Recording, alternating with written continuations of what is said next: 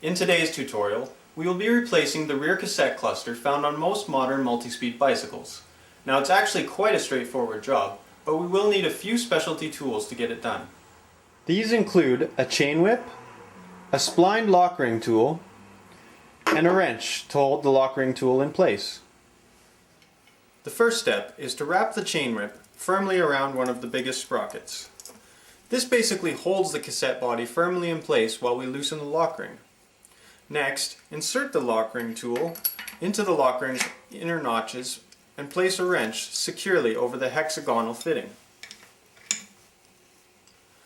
As you can see, I've positioned both tools to give me maximum leverage. Now simply push the handles toward each other until the lockring loosens.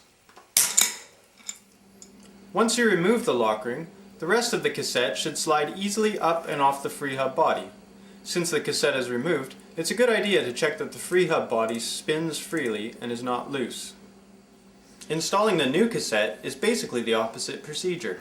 Take a close look at the splines on the freehub body and the cassette. You'll notice that one of the notches on the body and the cassette is wider than the rest. Once the notches are lined up, simply slide the cassette onto the freehub body.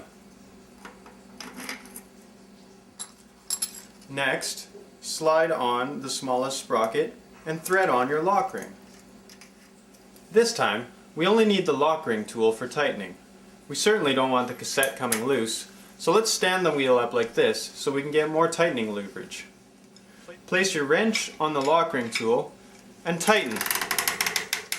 Once the new cassette cluster is installed, check again to make sure the cassette springs freely and is not loose. It's also a good idea to examine your sprocket spacing to make sure that the sprockets are correctly positioned.